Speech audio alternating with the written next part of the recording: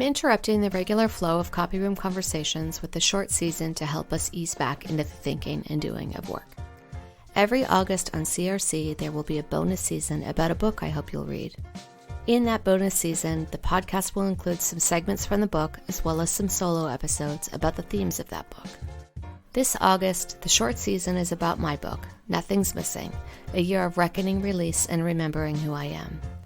Come September, we'll be back with Season 4 of Copy Room Conversations, dedicated to the notion of letting go of imperfection and normalizing joy.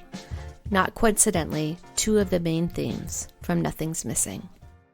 This season, each episode opens with a quote from an educator I love and respect. This episode opens with a quote from Pamela Wilson. If you are a Copy Room Conversation listener, you remember Pamela from Season 1, Episode 1, because there is no more important mentor, arguably person, in my life.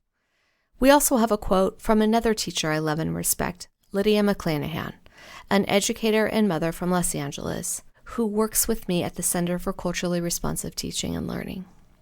We'll start with Pam. Nothing's Missing shows us all how life demands re-examination of our experiences and expectations to chart our paths forward. And Lydia says, Nicole's undauntedness in pursuit of her peace and her individual truth commenced a much-needed exhale for me, along with the permission to feel all the things that I've been stuffed down and bottled up. I'm grateful.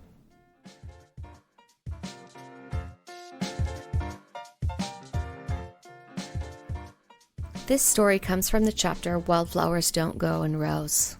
The chapter opens with a quote from earlier in the book. Wildflowers don't grow in rows, and neither do I.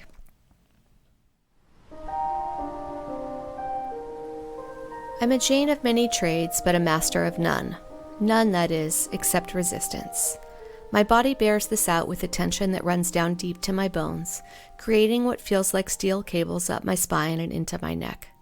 I internalize everything, including the fact that I can't ever accept anything just as it is, not from myself and not from others.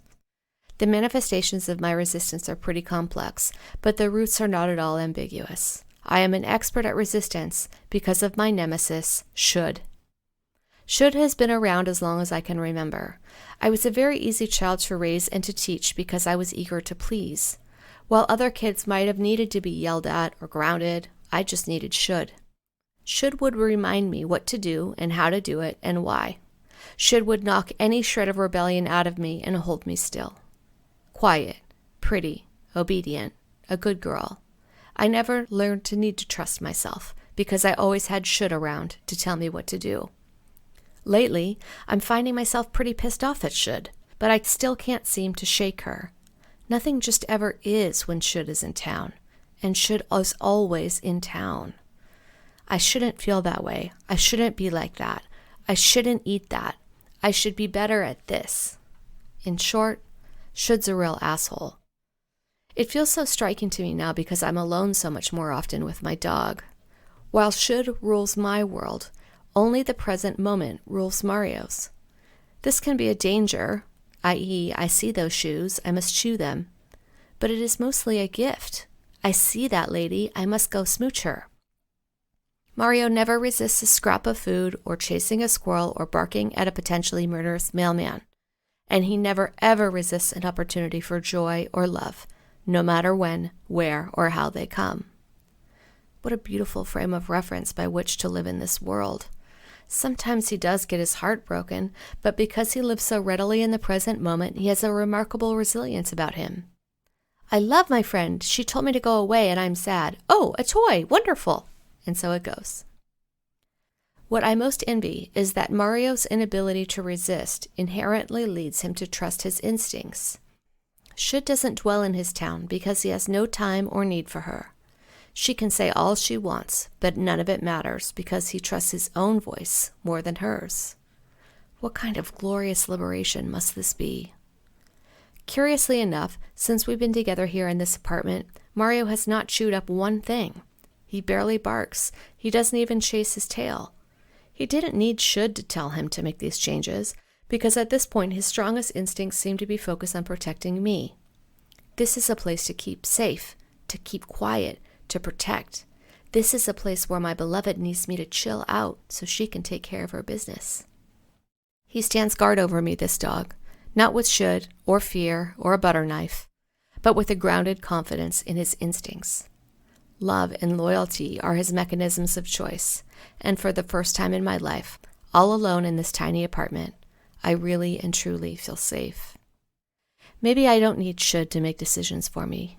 Maybe I just need Mario to help me protect my space so I can make them for myself.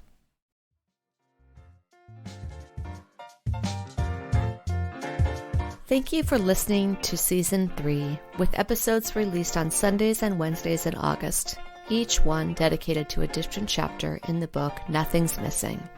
Come September, we'll be back with Season 4 of Copy Room Conversations, dedicated to the notion of letting go of imperfection and normalizing joy. Not coincidentally, two of the main themes of Nothing's Missing. If you're interested in purchasing a copy of Nothing's Missing, you can get it anywhere you buy your paperbacks, ebooks, and audiobooks. 15% of all net profits I earn from these books and other speaking engagements and workshops is donated to Together Rising, an organization dedicated to women and families that uses local resources and knowledge to drive decisions that serve others. Learn more at togetherrising.com. To learn more about my work, please visit NicoleLuciani.com.